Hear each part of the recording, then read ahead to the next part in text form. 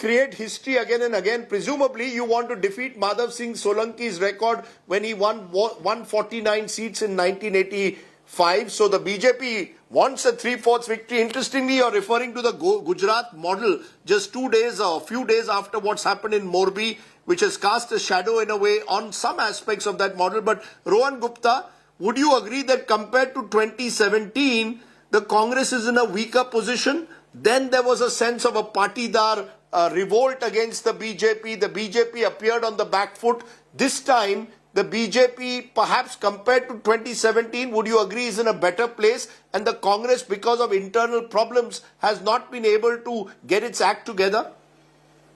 No, I don't think I will agree with that, Rajdeep, because if you see the ground situation in Gujarat right now, I think BJP is, in a worse position in last 27 years. I'll tell you the 18 different groups are doing agitations in Gujarat for their demands, whether it is Anganwadi workers or contract employees or laborers or whatever. 18 different groups. This has never happened in Gujarat.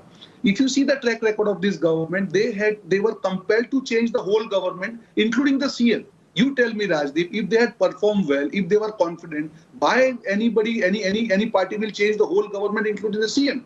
Because they were fearing the big loss. And let me remind you, 2017, Rajdeep, all the TV channels, they were not confident of more than 36 seats for Congress. I think this time you will see that the undercurrent is different. People are absolutely not happy. Congress is doing ground campaign more. Perception is BJP is overconfident because of that perception. But if you see these last 5 years, the drug scandal, the paper leak, the Hush tragedy, the Morbi Kand, the COVID mismanagement, people on ground are absolutely unhappy with BJP. And I think I was listening to BJP Pravakta. He was talking about being confident. You can be confident when you have delivered something to the people of Gujarat. I think this is your overconfidence. And people of Gujarat, they brought you to 2-digit last time. It will ensure that that arrogance and overconfidence this time will be shattered by people of Gujarat. And Morbi was the last example of their arrogance. Morbi was the last example of their arrogance, where they even now, after I think maybe 96 hours, no action has been taken.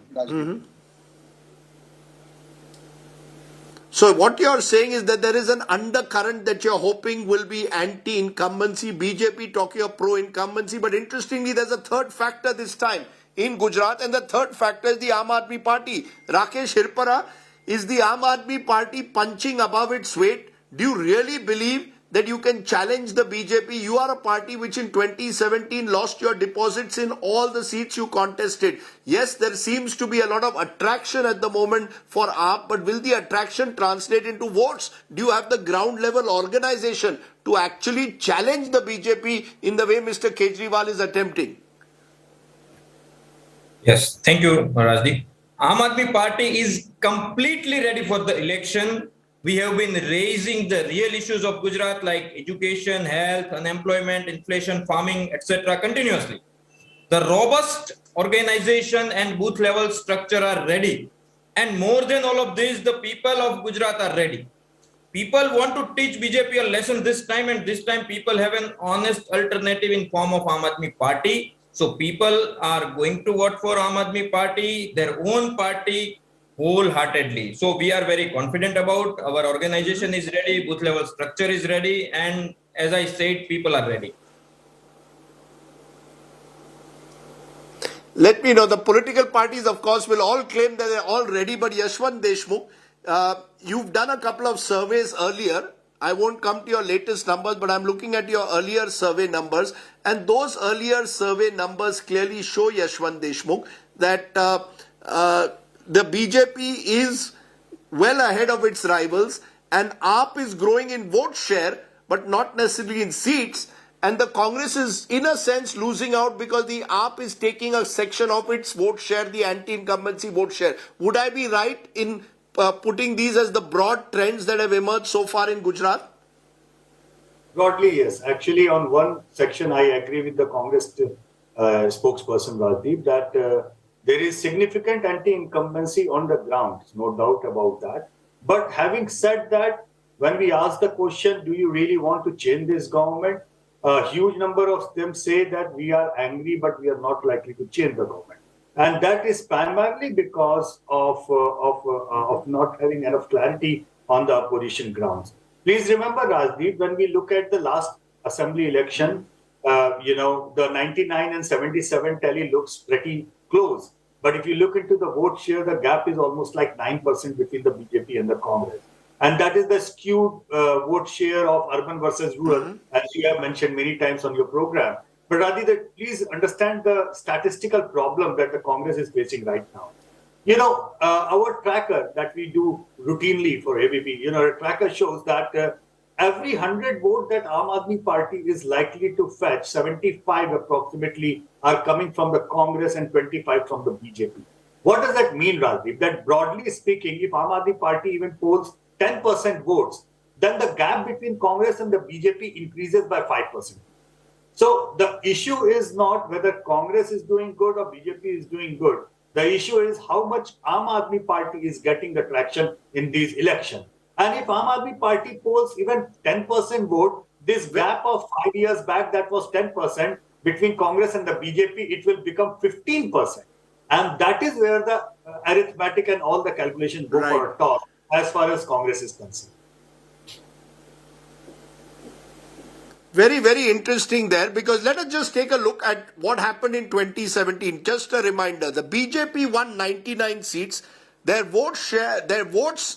seats rather dipped below 100 for the first time since 1995 when they've been winning elections. Congress won 77. So the gap was a narrow one. The Aam Aadmi Party could not open its account. The BJP got 49% vote share, Congress 41, Aam Aadmi Party 0.1. But of course, Aam Aadmi Party has grown. The question, do you agree, Professor Shastri, the X factor in this election is AAP. The more AAP grows, do you go along with Yashwant Deshmukh that it grows only at the Congress's expense? So 3 out of every 4 votes that the AAP gets at Congress's expense? Or do you believe the AAP is a party which can damage both the BJP and the Congress in this election?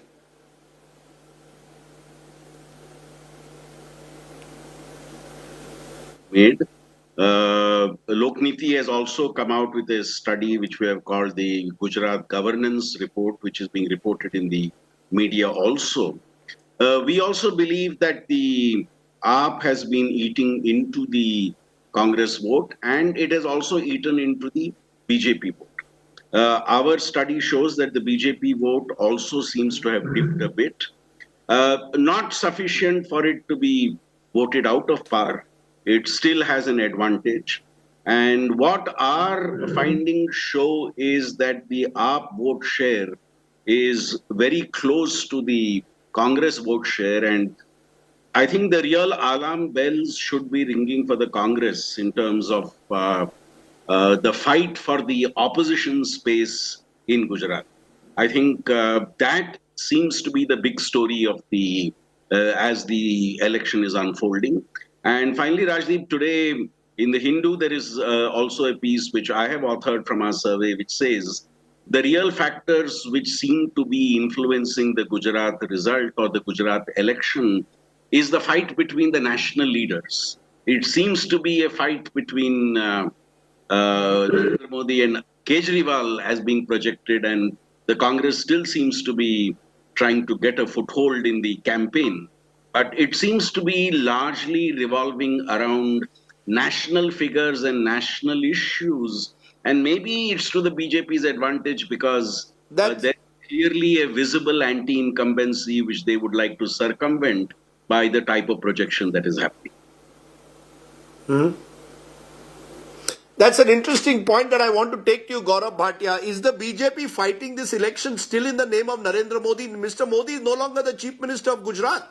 The fact is, just 12 months ago, you changed your Chief Minister, you changed your entire cabinet. Many would say this was a signal that your party had somewhere failed at the state level. Therefore, you want to bring in Mr. Modi as your Brahmastra, if I may call it that, because your local level outfits have failed. There is anti-incumbency against MLAs, against state government. So you need Mr. Modi. Would you agree this election for the BJP is now going back to Mr. Modi to pull it off for you?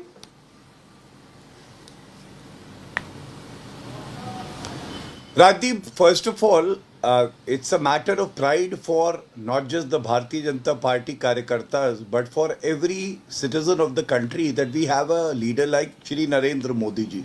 Yes, he's definitely our Brahmastra. And we have a Brahmastra, and I think the people have been blessing the Bharatiya Janata Party because of him. But let's not forget, double engine ki sarkar. Why do we say that? Because it's not as if we have a government in a state and we have an honest chief minister who's performing, his hard work is not rewarded by the people. Uttar Pradesh, Uttarakhand, But if it is a double engine sarkar, sorry to interrupt. Why did you then replace your chief minister? But why did you replace your chief minister then just 12 months ago? Replace the whole cabinet. If it is a double engine sarkar that functions so effectively, you change the driver of one of those engines. Clearly, something was wrong. Rajdeep, you must read the Bhagavad Gita. You know, Lord Krishna said that Shresht bhi Uttam ban sakta hai. So, you may be very good. You may become the best. And our workers and leaders, they do not lust for power like the Congress party and the most corrupt Aam Aadmi party. We are here to serve the people of Gujarat and other states, as well as when there is a change, nobody complains. They play a different role within the organization. But having said that, now let me make a few points rebutting the points made by the Congress as well as the Aam Aadmi Party spokesperson. One, you know, we must not forget the way they target the Election Commission of India, the Supreme Court of India, the Parliament, the Prime Minister office, even the army, and the people of the country as well, because they do not have faith in the systems that are there in place. And if they have a problem with the Election Commission of India, why is it that Ashok Gehlot and Bhupesh Baghel not resign forthwith? They should resign because it is the same Election Commission of India which had the elections under their leadership. Second, they talk about undercurrent and silent voters. I remember in 2017, Gujarat also, Uttar Pradesh, they were talking about undercurrent and silent voters. Uttar Pradesh is a classic example. They contested 399 seats. They forfeited their deposits in 387. 387. And after the results are declared, their leaders are nowhere even to discuss the failures. Rather, sometimes they pop up to say it's their moral victory. Now coming to the Aam Aadmi Party, what is the Papi Aap model? I'm asking you, I charge Arvind Kejriwal that he is actually guilty of dereliction of duty. We are all seeing how stubble burning is happening in Punjab and he is rushing to Gujarat. His deputy CM is accused number one in a corruption scam. It's very interesting. His minister has not been granted bail in the last 5 months. Sir, so it's interesting that you're saying that Arvind Kejriwal is spending more time in Gujarat than he is in Delhi. So, sorry. Because I want to go to the others as well and give them equal time. I have limited time. You're saying that Arvind Kejriwal is spending more time in Gujarat than he is in Delhi, where he should be, where there's serious pollution. Many will say the same is...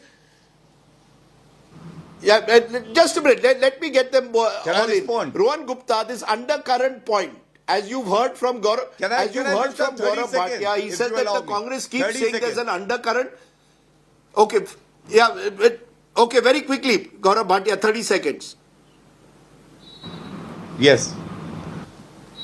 Rajdeep बाबू, कहा जाता है जनपद में बैठ के जनादेश का नहीं पता चलता है. And what am I saying? I am saying if he was fulfilling his responsibility, he was free to roam anywhere in India and campaign for the party. I am talking about issues that he needs to address. Narendra Modi ji is doing a phenomenal job as the Prime Minister and then he is campaigning for the party. It's not a case of dereliction of duty. It's not a case where half the Council of Ministers is corrupt and is facing corruption charges. Rajdeep. Okay, you made that point, but Rohan Gupta, this undercurrent point, the point that, the Congress keeps saying there's an undercurrent in elections. We saw a little bit of it in Gujarat last time, but still not enough to defeat the BJP. Do you concede, as our experts are also saying, the Aam Aadmi Party could actually be taking the Congress vote in a state like Gujarat? The opposition vote will get split, and that is your biggest threat this time for the Congress. It's a question of your existence in Gujarat. See, Rajdeep, this is the interesting difference between Gujarat and other states where Aam Aadmi Party has fought election with the objective of being B party of BJP. If you see Uttarakhand, if you see Goa, yes, you are absolutely right. But Gujarat is different, Rajdeep. Let me tell you. I think I was listening to Mr. Deshmukh. He was saying that for every 100 votes, 75 votes will go to Aam Aadmi. No, that's wrong. Aam Aadmi Party, after declaration of candidate, they might have created media buzz by their ad spendings and all. But after the candidates have been declared, the graph has suddenly gone down because the candidates are not known. Because at the end of the day, elections are fought by the candidates. And let me tell you, whatever candidates they have declared, whether it is Ahmedabad or other cities, I am sure whatever little damage they are going to make, their strategy will backfire and they will affect more BJP than Congress. This is my calculation. Maybe the original one was Mr. Okay. Deshmukh might be right. Okay, But so in there Gujarat, are those who believe that the AAP. Just let Okay, me you make complete. that point, but Mr. Hirpara, you want to respond? Who is your main target, Mr. Hirpara? Who is the Aam Aadmi Party's main target in Gujarat? Is it to become the main opposition and take on the Congress, or is it to take on Mr. Modi and the BJP? BJP is our we are taking on BJP. And one more thing I want to add, अपने पापों को छुपाने के लिए भाजपा गीता जैसे पवित्र ग्रंथ का उपयोग कर रही थी। मैं उसी गीता से बताना चाहूंगा कि उसी गीता के 9वें अध्याय के 10वें श्लोक में लिखा गया है, हेतु नानेन कौन्तेय जगद्वि परिवर्तते, अर्थात परिवर्तन संसार का नियम है। तो परिवर्तन इस बार गुजरात में होगा। Thank you. Rajdeep. Okay, you're using the Gita, but Yashwant Deshmukh, let's need look 30 at the seconds, reality Radeep. on the ground. When you said that you believe that there is an element of anti-incumbency, can you explain? Are you saying that people are tiring? Is it fatigue or is it anger on the ground? Is there an anger at non-performing MLAs, or is this fatigue after 25 years of a government that people are actually, there is a section looking for change? All of this mixed up, Rajdeep, and also the fact that almost half of the Gujarat voters do not have any memory whatsoever of a Congress rule. Let me be blunt about this. So BJP getting votes showing that we are better than the Congress, it works perfectly fine as long as people remember, voters remember what the Congress rule was like. But for 25 years, I mean, almost like more than 60% of the Gujarat electorate actually was born in the BJP regime and brought up in the BJP regime. So they don't remember what it was at the time of Congress, number one. Number two, when I said that out of 175 are coming from the Congress, doesn't mean that out of every 100 voters, Aam Aadmi Party is getting 75 voters. What I was trying to mention was that where they are making the impact.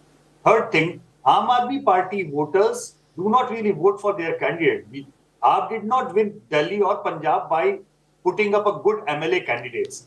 Their vote was just vote for the symbol for a change. Number four, as far as BJP is concerned, Radeep, I have no problem in saying that BJP largely is getting vote just because of the trustworthiness of Prime Minister Modi. Nothing more, nothing less. You remember what happened in Uttarakhand? They changed 3 chief ministers. Even the sitting chief minister lost while the people made sure that BJP wins the Uttarakhand election. So yes, as far as BJP is concerned, their prime thing to get vote is the image and trustworthiness of Prime Minister Modi. Beyond that, you remember our Mood of the Nation poll for India today. So, in the top 10 chief ministers, Rajdeep, there was only one single BJP chief minister, that was Himanta Biswa Sarma from Assam. So you understand what is the problem of BJP. But we've seen Yashwant that when the Prime Minister is not on the ticket in state election, where the Prime Minister is not on the ticket, the BJP's graph goes down. Would I be right in saying Gujarat is different because it is the Prime Minister's Janma Bhumi and the Karma Bhumi of the Prime Minister? So in a way, like it or not, Mr. Modi will be on the ticket. Am I correct, Yashwant? Yes, there are two reasons for being different. Number one, that of course it is a Karma Bhumi and it's a question of Gujarat's Gaurav for backing up Prime Minister Modi, but also because of the base is too high. Yes, I understand, Rajdeep, that BJP gets a PM dividend when the Lok Sabha election is there, they get 10-15% more. Or in the assembly election, they get 10-15% less because it is the assembly election. But in Gujarat, the Lok Sabha bar was 60% plus. So even if they go down 15%, their lower bar is 45%. That is where the problem of the arithmetic is. And now with the Congress, getting 40% plus, it would have I- feathered the neck of the BJP. But Aam Aadmi Party eating 10, 15, 20%, that is a vertical split of the opposition vote. And this is where the arithmetically speaking, even after losing support, even after facing anti-incumbency. So you're saying that there is an arithmetic angle, there is a chemistry angle. I take your point, Yashwant. Professor Shastri, one final point, which is very troubling to many in Gujarat or outside Gujarat certainly, that the battle seems for the Hindu vote. The entire focus is how do we consolidate the Hindu vote. In 2017, there was a battle in a way for the Patel vote, one of the dominant castes of Gujarat. This time it seems it is about Hindu vote. Even Arvind Kejriwal is accused of focusing, how do I get the Hindu vote? Let's put Lakshmi on currency roads, let's put Ganesh. Is that what it boils down to? That the power of Hindutva, the laboratory that Gujarat has become for the BJP, gives it an advantage, along with, of course, the fact that it is the Prime Minister's home state? I strongly object. Rajdeep, you are right in terms of the type of consolidation that is being seen. There is no shadow of doubt on that. And our own study seems to show that there is that consolidation that is happening. And also the fact that the Patidar vote is being consolidated behind the BJP. In fact, I would take Yashwantji's point one step further. Our own projection in our articles has been that the AAP vote is coming to around 22%. And 20 of that 22% comes from the Congress, and only 2% comes from the BJP. That is 9 out of every 10 votes that the BJP, that the AAP is getting, is votes which earlier went to the Congress, and only 1 out of 10 is from the BJP. And that's where the BJP, I think, stands at an advantage. Will it change during campaign? That's a different issue. And one more point, Rajdeep. Our study also shows something like a 2/3 satisfaction with the performance of government, even though 9 out of 10 people say there is price rise, there is unemployment. Now, this is an interesting paradox. You are unhappy on critical economic issues. Very interesting. And 9 out of 10 say price rise, 9 out of 10 say unemployment. But 2/3 say satisfied with the government, which means the absence of an alternative sometimes is pushing possibly the voter back to the BJP. very interesting. As I end, I believe, Gaurav Bhatia, you had a slight objection to a word I use. Are you telling me that you're not trying to consolidate the Hindu vote bank? A quick response that Gujarat is, at the end of the day, your Hindutva laboratory. It's not Sabka Saath, Sabka Vikas. It's who gets the Hindu vote.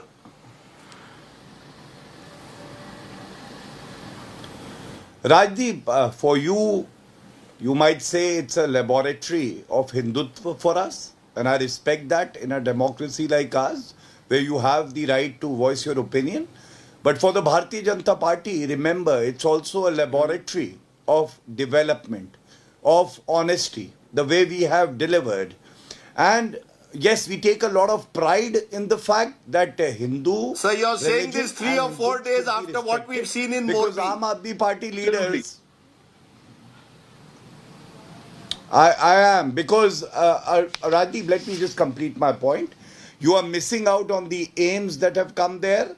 12 new medical colleges. For the first time, 1.7 crore people of Gujarat have opened bank accounts. 10.5 lakh families got pakka houses. 97% households have tap water connection. 36 lakh women got gas connection. 1.5 crore Pradhan Mantri Jaima cards were given. Rupees 5 lakh to families for health cover. And I must say, that if somebody says temples are a place for exploitation, Rajdeep, we will give me 30 strongly seconds. stand up to that. We will strongly stand up to that. Okay.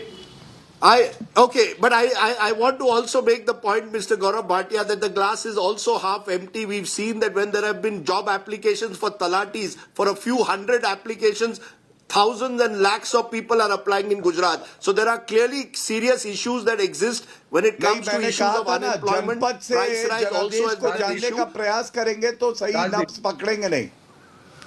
Okay. Yes, जनपद से yes, Rohan जनादेश को Gupta, मत very जानिए. quickly. जमीन पे जाइए. Very Rajdeep जी पता चल जाएगा. See, Rajdeep, Yeah, okay. this is so-called double engine. spent a lot of time traveling in Gujarat. 27 years But go ahead. old.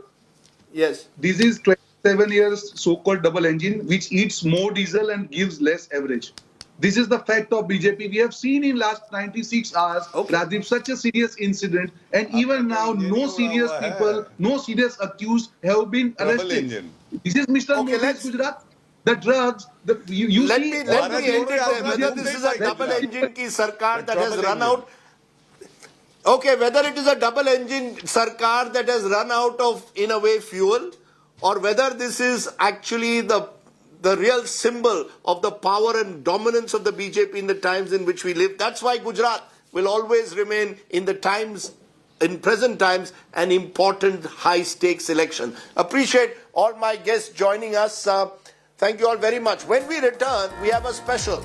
We're traveling from Gujarat to the other big state that's going to go to the polls in a few months from now, Karnataka. We'll have a special interview with the man who's in the line of fire, the Karnataka Chief Minister, Basavaraj Bommai.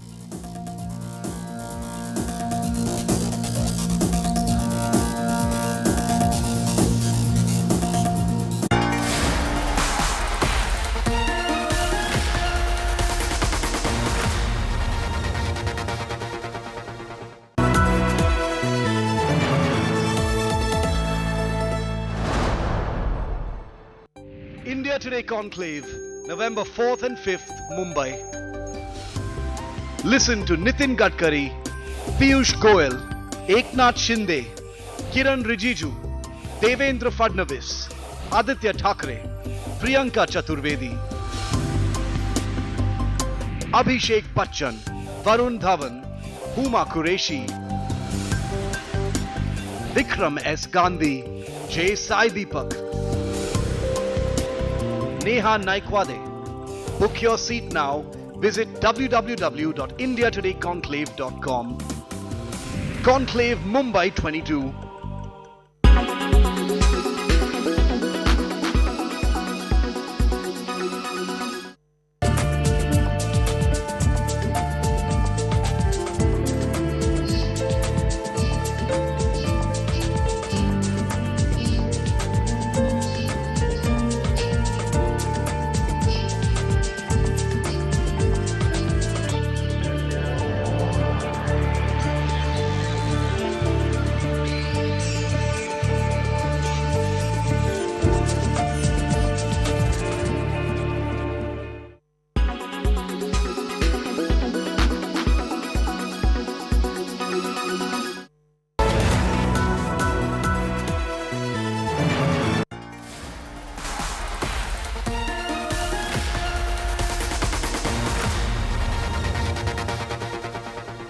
Welcome to this India Today special. While the focus in the next few weeks will be on the Gujarat elections, the next big battle is already brewing here in Karnataka. And the man facing a trial by fire is the Chief Minister of Karnataka, Basavaraj Bommai.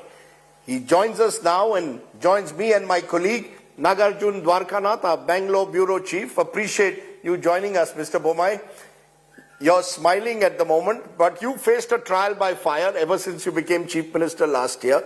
And there have been two images of Karnataka. One is a state which is attracting a lot of investment, number one in terms of FDI, GST, just behind Maharashtra in terms of GST earnings. But at the same time, a state where we've seen infrastructure collapsing. We've seen pothole deaths, just two in the last month in Bengaluru.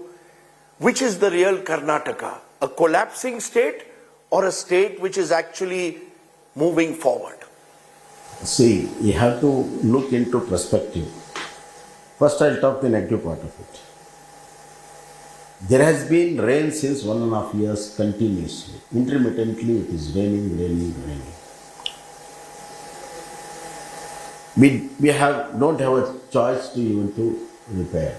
But still, we have massively done the pothole fillings. More than 10,000 potholes have been filled. And the second challenge is the traffic here. Every day, 5,000 new vehicles hit. Whether it rains or don't rain, they hit. The roads are safe. The load is increasing every day.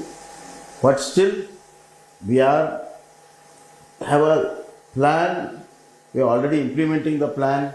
It might take little more time, but I want to see that Bangalore will be pothole free. That's why we are doing a. Give me a deadline. You're saying Bangalore will be I'll- pothole free. Give me a deadline because politicians say all this before an election. No, not- Give me a deadline This by is- which you will get Bangalore's infrastructure in Let place. me tell you that it is not an election statement. It's a reality statement. And man, I am grounded. I have been to all the roads where there is an issue. And when it rained, I was there in the midst of the floods and I have watched everything and we have given solutions. And this pothole issue, once, even today it was raining. Even today, as we talk, it's raining. So once the rain stops, after rain stops, within 1 month, all the potholes will be. So you have released around 6,000 crores just for the Bangalore city for potholes and stormwater drain system. How good is it being used? Is it already the work is under process, or what is the situation right now, sir? See, we have already given around 8,000 crores, out of which almost 2,000 crores is for the drains, and another around 2,000 is for the roads and other infrastructures. We had one round of road making in the exterior of the peripheral of the Bangalore, where 110 villages have merged into Bangalore. Without any infrastructure, they have been merged into Bangalore. And Rajdeep will be surprised to know that all the major IT companies which are rented, all the major IT giant buildings have been approved by the villages and they have been now brought into Bangalore. So that is what the legacy we have adopted. But I mean, narrow roads are very big buildings, but without any planning, these people have done it earlier. Now I have taken up it on myself. We have got 3 reports with us, and we are going to have a major change in our road making and road planning. But you know, Mr. Chief Minister, in what you just said lies in a way the root of the problem, because there are two images of Karnataka. You have a global investors meet on. Many of the top industrialists are coming here, want to invest in Karnataka. Your numbers are looking good in terms of investment. And yet, this is also now seen as a state, at least the opposition says, of a 40% commission. They say that this is a corrupt state, this is an unplanned state. So there are two, like Bengaluru, as you said. You've got unplanned, unplanned Bengaluru, Let me answer and your you've first got a very question. attractive investment destination. Let me complete my first answer. Yes. I have given money, I got plans, and within a shortest period, we are going to see what has happened is it is blown out of proportion. When you people said Bangalore was flooding, not the entire Bangalore was flooding. It was just one constituency out of 28 constituency, one constituency where all the drains come and meet at the end of the day. That was certainly it was flooding because the entire water of the Bangalore was going there. That was the issue, but it was blown out of proportion. But I have concentrated that area. I am making main drains, primary drains, secondary drains, tertiary drains, and the work is already started in some place, and major work will be started this week. So we are going to do it in a war footing with the expertise, number one. Number two, as far as traffic is concerned, now we are going to have a seamless signals. We are using technology. Basically. You also had a meeting recently with the commissioner, traffic commissioner, and officials. That we are doing it regularly, and we are going to have a high-level coordination committee also has been set up, and we are going to use technology to ease out the traffic. No. Coming to the second question. Yes. The second question that I said is that you've got a lot of global investment coming in, but you've also got very serious charges of corruption and a 40% commission raj in your state. I am going to answer that. Please. See, look here. Congress, which is the main opposition party here, was defeated because of its corruption and inefficiency. And they think that they can play the same role and try to defeat us.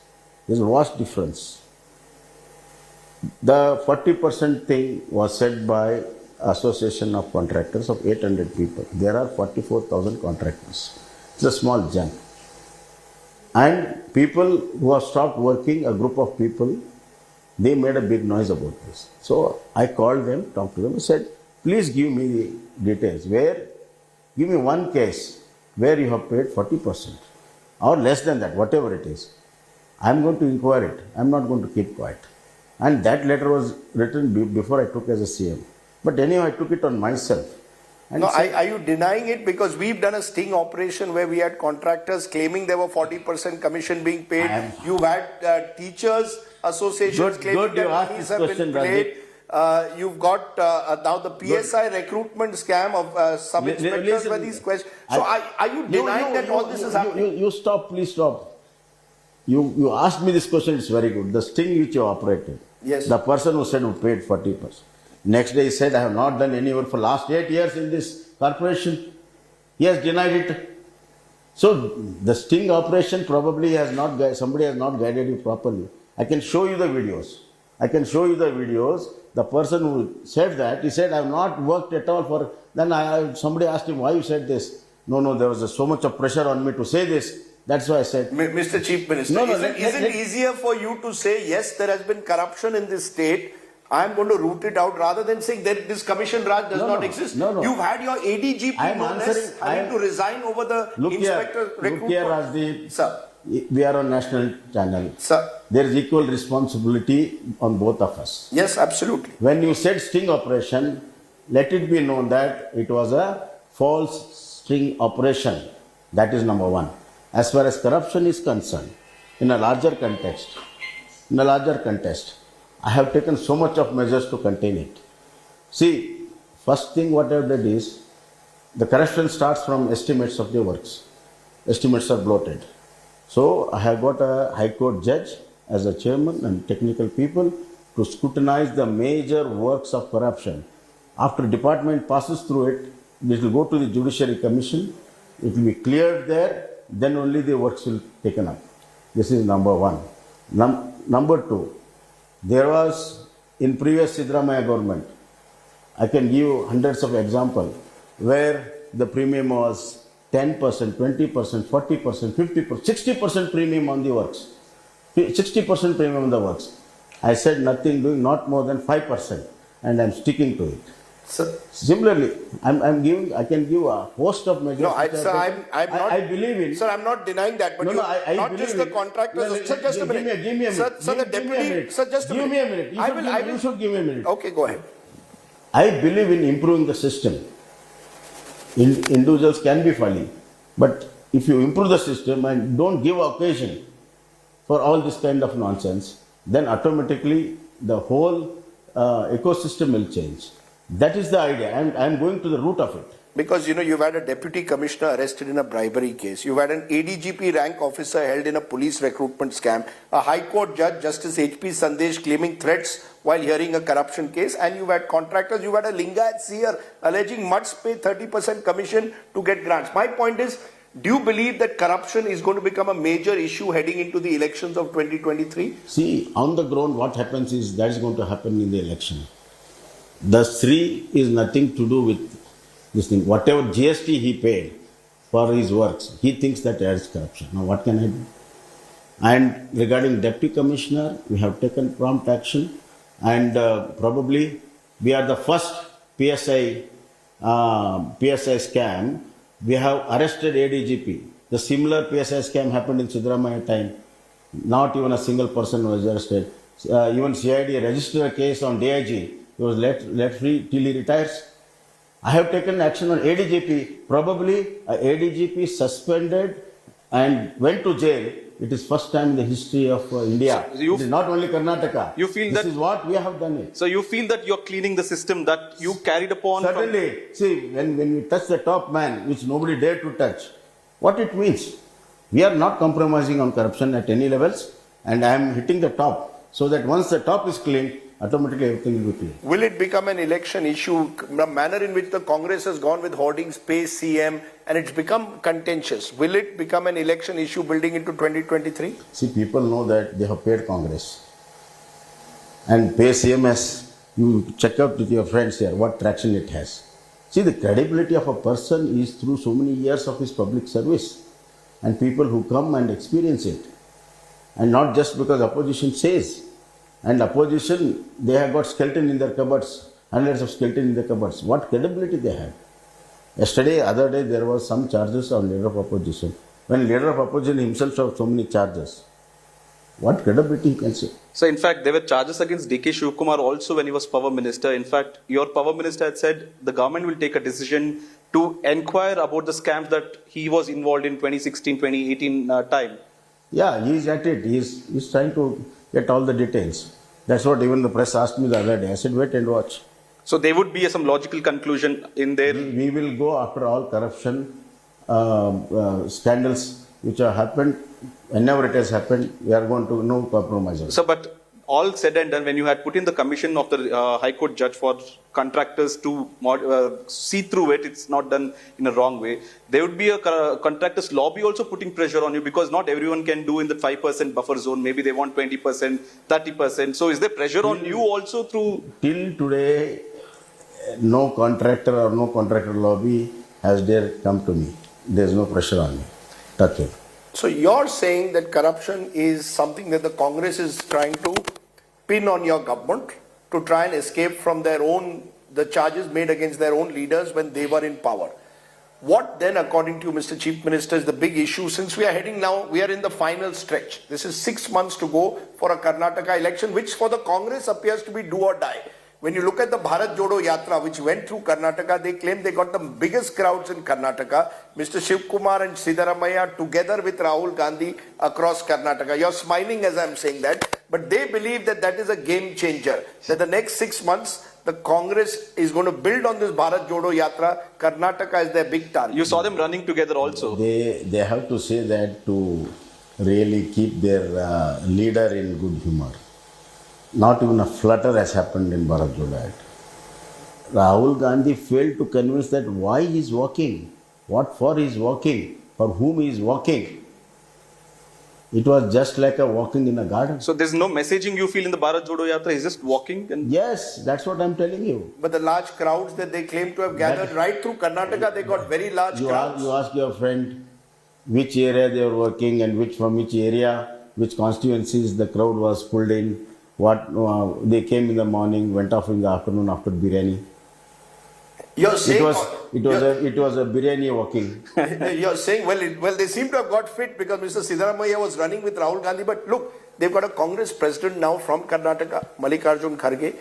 They seem to really believe, I repeat, that Karnataka is the state which will be their platform to once again make a comeback at the center. Therefore, they are putting a lot of focus on Karnataka at the moment. Do you concede that you have your back to the wall because there is anti-incumbency of 5 years? Not just your rule, but Mr. Yediyurappa's rule also, where again corruption charges of a very serious nature were made. So look here, I feel sorry for my Congress friends.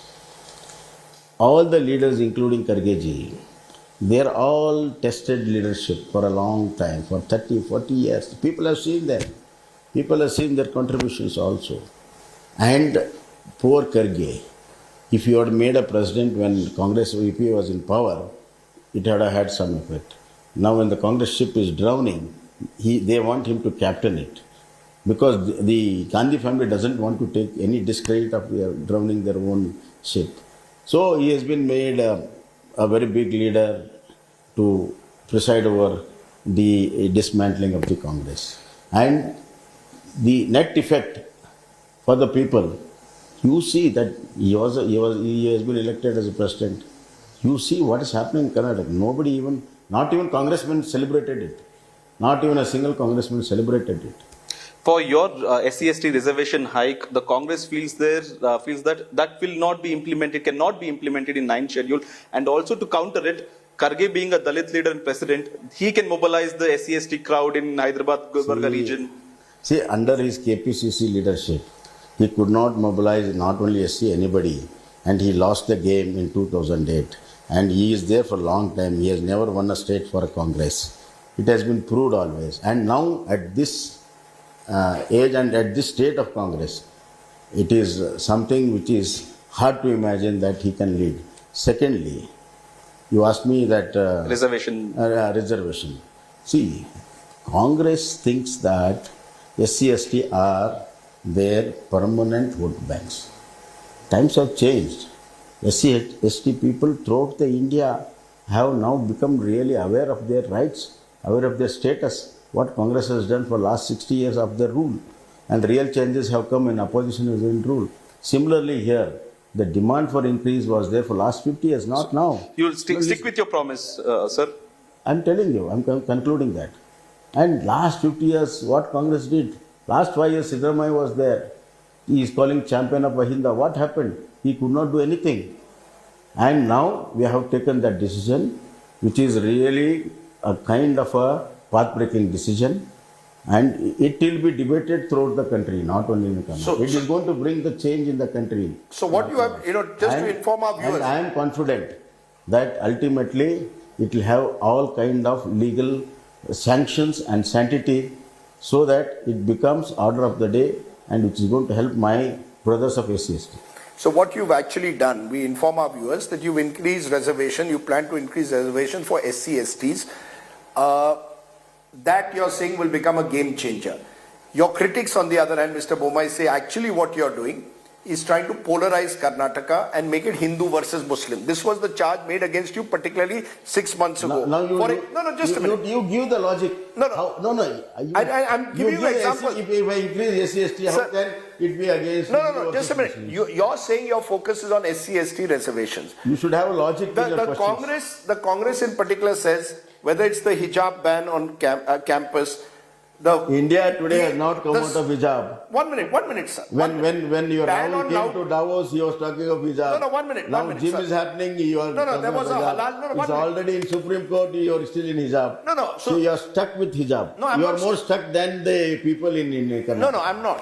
The fact is, whether it was the attempt to put a ban on loudspeakers for Azan, the temple fair ban on Muslim traders, the halal versus jhatka meat controversy, the anti-conversion bill which Christians said was directed against them, moved to include Bhagavad Gita and school curriculum, textbooks to avoid Tipu's glorification, Savarkar Yatra, Idgah land dispute. All of this was put together to suggest, sir, that Mr. Basavaraj Bomai, whose father, S.R. Bomai, was a firm secularist and socialist, is moving away from the agenda to polarize Karnataka. See, I'll tell you. Sir.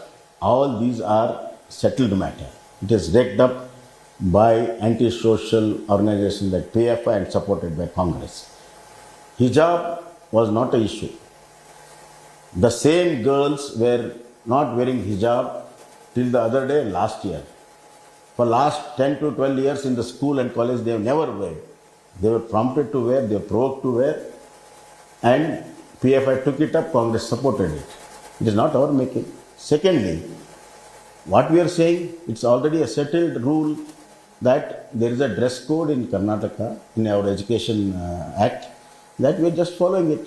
We are not saying, we are not bringing any new law for it. Why didn't you name PFI in your Karnataka government affidavit in the Supreme Court? Why don't you expose them? If you are saying PFI is behind the hijab ban, behind this polarization, expose them. We have exposed. Then put it in your affidavit, sir. We have arrested large number of PFI in the country are arrested in Karnataka for your information. That's how it is banned now. We were after it for last 1.5 years. And with the due process, it has been banned. Not only PFI, this Congress is also covered. More than 200 cases on PFI was withdrawn by Sardesai in 2016-17. Even after PFI attacked their own MLA, their own MLA was tried to behead, Tanvir said. But still, because of the vote ban, they removed the cases. These people are behind it. Number two, all this Azan, which is a Supreme Court order, we are following. Now, see what has happened. I'm just following the order, law of the rule. And now all the people are obeying. After 10 to 6, there is no loudspeaker. No, but you have removed, your textbooks are removing Tipu's glorification. You want to instead have a Savarkar Yatra. What's the messaging? See, you know the real side of Tipu. Forget Hindus. How many Christians he has killed in converting Christians in Mangalore? You ask the father of Mangalore, he will tell you. And that is the other side. How many Kurgis were massacred? And how many ST people were massacred? Your anti-conversion bill, which Christians are claiming is directed against them? See, you asked a very good question. Anti-conversion bill is there for a long time in this country, in different states. What it says is, we are not against conversion, but we are against conversion by allurement and by force. That's all we are saying. Secondly, now the anti-conversion has come for last 3 months. Which Krishna has been arrested where there is harassment? Nothing of that sort. It is just a political kind of illusion they want to project, posing us that we are anti-Christian, anti-Muslim. These are all political making. No truth in this. But Congress wants to take this to the election as an agenda. Corruption and communalism of the BJP is what they want to plank their whole agenda on election on. Probably you are writing a manifesto for them. So what is, according to you, as we head into April, May of 2023, and you are the focus of attention, are you confident that you can win an election on pro-incumbency on your track record over the last 18 months? Certainly. What is it that you are telling the people of Karnataka? Certainly, see, the way our government handled COVID and the way we handled both economy, recovery of economy post-COVID, and number of programs which we have put in place, and the economic growth and the social equitability what we are now professing will certainly on these issues. One is efficiency, that is economical growth and growth of the state, and where the growth of a common man. See, it is very easy to have per capita income very good in a city. But I want to improve the per capita income of my farmer, my worker. That's the programs we have given to them. Second is that on the social equity, we are bringing such a big changes in social equity, nobody dare to do it, and we are really converting them as a contributor for the growth of the state as well as the country. And that big change, the youths are feeling it. They are the ray of hope. When I go to on the ground, the youths, the way the youths come and the way they address me, I am very confident the big change is going to come. So you're saying pro-incumbency is you're Yes. going to the people with. Just a couple of more questions. There is one question that is often raised in Delhi in particular. Is Basavaraj Bommai fully in charge, or is it B.S. Yediyurappa or B.L. Santosh who are in a way running Karnataka, one a super CM based here, one a remote controlled CM based in Delhi? Is Mr. Bommai fully in charge? See, I'll tell you, it always happens when we got great leaders in our party. Obviously, to give a due credit to both of them, they hardly interfere in my day-to-day thing. But certainly in policy making, and as I seek their views, and sometimes I seek their support also.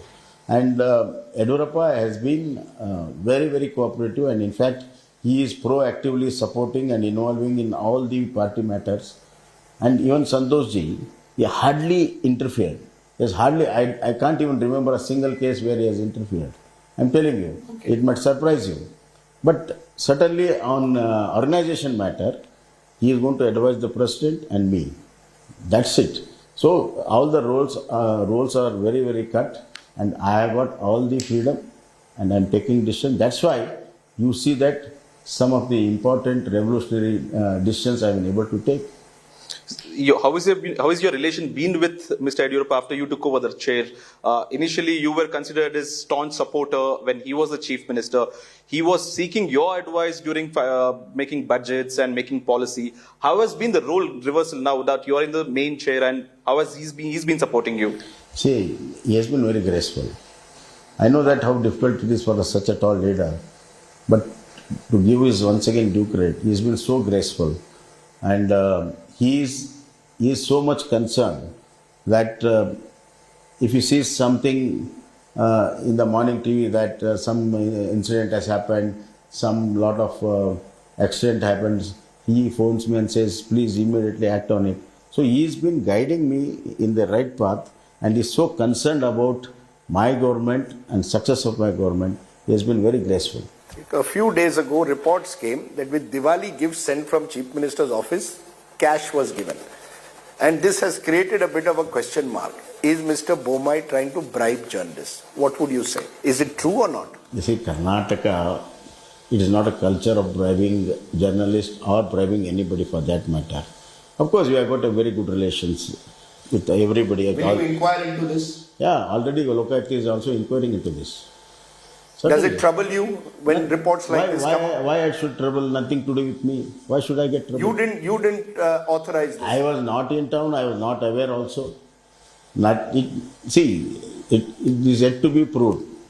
And let the local approve, and they have registered and they approved it.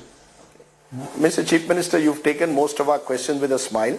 We'll of course see you on the campaign trail. Yeah. I was telling Nagarjun, I interviewed the Chief Minister's father, Mr. S.R. Bomai, in 1996 when he was HRD Minister, and I wonder whether that makes me old and the Chief Minister all too young. No. You started very young. I started journalism very young. Journalism very young.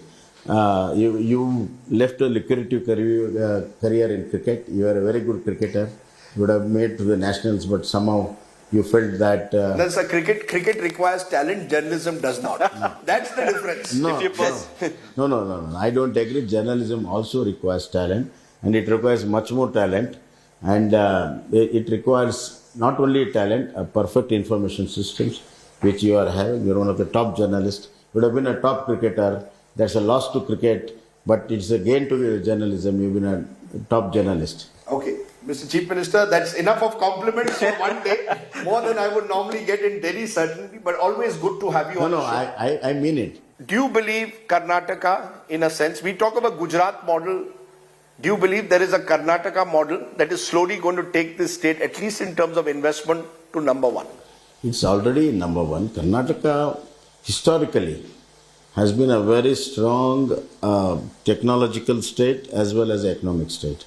Thanks to right from our Maharaja days, then came public sectors, then Mr. Vishweshwaraya's public sector in Karnataka. It's a legacy.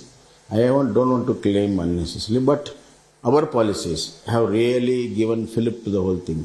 Ease of doing business. We are number one in ease of doing business. Niti Ayoga said we are number in innovation. For last 4 quarters, we are number one in FDI. And we are number one in, of course, we are number one in IT exports. We are number one in startups. We are number one in decacons. We are number one in unicorns.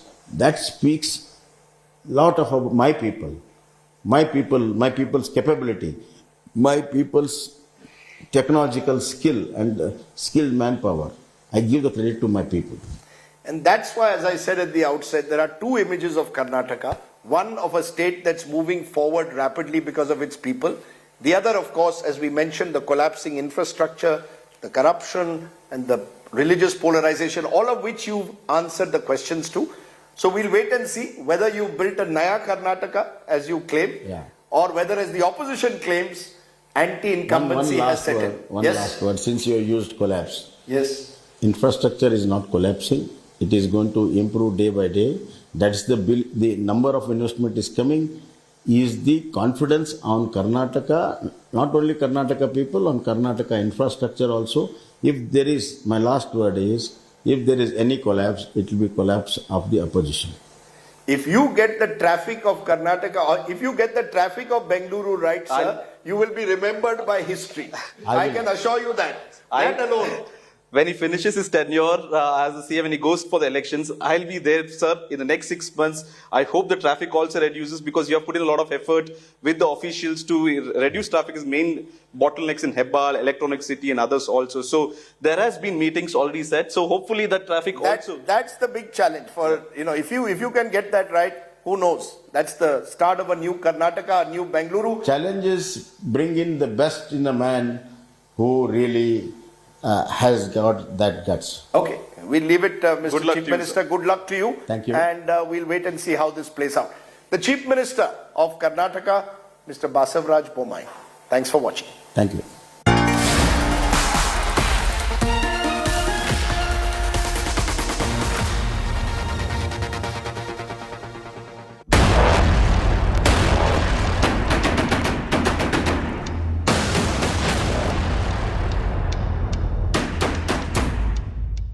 This is about what happens in Pakistan next. It's about the government, it's about the army, it's about the establishment, all of them colliding and imploding. 14 pieces of video footage that nobody else has and all of which you will see here only on India Today. I'm Shiv Arur, the channel that broke the story here in the Indian media of the attack on Imran Khan, has the only reporters on the ground reporting on it and the only footage that you will see that pieces together the entire sequence of events. Thanks very much for tuning in. It is the big story that is being talked about everywhere. The top story at this hour is the attack on former Pakistan Prime Minister Imran Khan. A quick first look at the defining images if you're only just joining us on this big breaking story coming out of Pakistan. Imran Khan was shot at during his Long March rally in Wazirabad. There he is perched atop his container truck. This is in Pakistani Punjab. At least 8 people have been injured and 1 reported dead. This clip captures the shots being fired.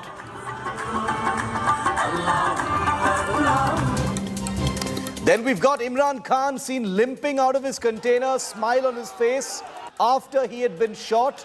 This was him being escorted into his vehicle, and then he emerged smiling to wave at his supporters, all in a matter of just a few minutes. Defining image number 3 was Imran Khan seen being taken on a stretcher and then walking into the hospital carried by his supporters. His party has called what happened an assassination bid on Imran Khan's life. Imran Khan's attacker was also caught on camera. He was seen wielding a weapon.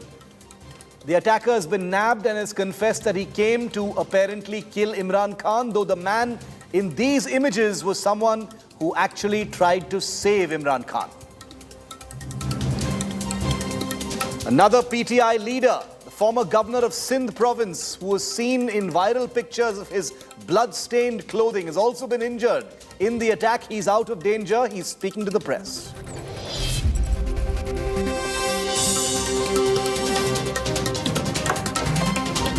Pakistan is a country that is never really far away from chaos, and this evening has perhaps taken that entirely to the next level. 14 pieces of video footage, a sequence just 25 minutes long, that really defines and epitomizes the volatility, the violence, and the unpredictability of this country called Pakistan. Total chaos in that nation. Apart from Imran Khan, former Sindh governor as well as PTI leader Faisal Javed, the man in those viral blood-stained images, has also been injured. Imran's party has called the attack a bid to assassinate. Here's what happened.